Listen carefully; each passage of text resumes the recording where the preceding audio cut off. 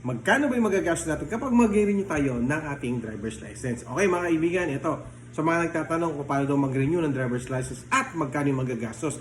Kung hindi pa po expired ang inyong driver's license, ay ang magagastos lang po ninyo ay 585 para sa renewal, 600 pesos to 700 or 500 to 700 pesos para naman po sa medical. Siyempre, mag-ready rin po kayo ng inyong exam galing sa LTMS portal. So, disclaimer lang, yung iba daw LTO, gusto, doon mismo tayo sa LTO, kukuha ng LTMS portal. Sa cellphone din naman natin. O kaya sa cellphone daw yata nila.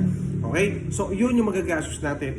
At yun din ang gagawin ninyo kung mag-renew ka ng driver's license na hindi expired. Ngayon, kung expired naman yan ng 2 years pataas, okay? Siyempre, kailangan pumunta sa mga district office. Doon ka kasi mag-renew. Hindi ka pwedeng mag-renew doon sa mga mall.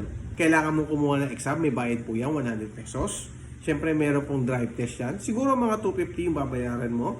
And then, magbabayad ka rin po ng driver's license, 585. And yung medical, wag yung kakalimutan, 500 to 700 pesos. Iyan po mga kaibigan ang ating magagastos kung mag-renew po tayo ng ating driver's license. So, ano ba yung pagkakaiba ng dalawa? Yung hindi expired at yung expired ng 2 years pataas. Siyempre, sa 2 years pataas, meron po yung exam, may drive test yan, at siyempre, may penalty na babayaran, 225 pesos. At hindi ka rin pwedeng mag-renew sa mga mall.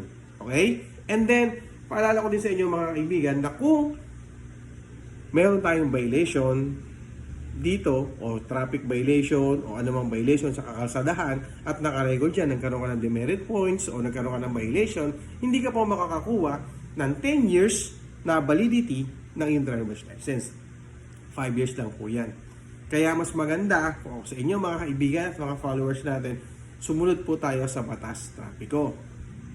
At wag din po tayo magpapalakad kasi yung iba nga 7,000, 8,000, 9,000, aabot pa nga minsan ng 10,000 ang binabayad nila kapag po sila ay nagpalakad. Kasi yung sasabihin ng iba, expired na yun ng 2 years, expired na yun ng 3 years, expired na yun ng 5 years, expired na yun ng 20 years, expired na yun ng 10 years, mas malaki na yung babayaran mo. Iyon ang sasabihin sa inyo. Pero, dumaan po tayo sa tamang proseso, hindi po tayo gagastos ng ganung kalaki. Tandaan nyo mga kaibigan na madali lang po mag-renew ng inyong driver's license. Pwede rin nyo pong isabay yung ad code at pagpo-professional kung di pa kayo naka-professional.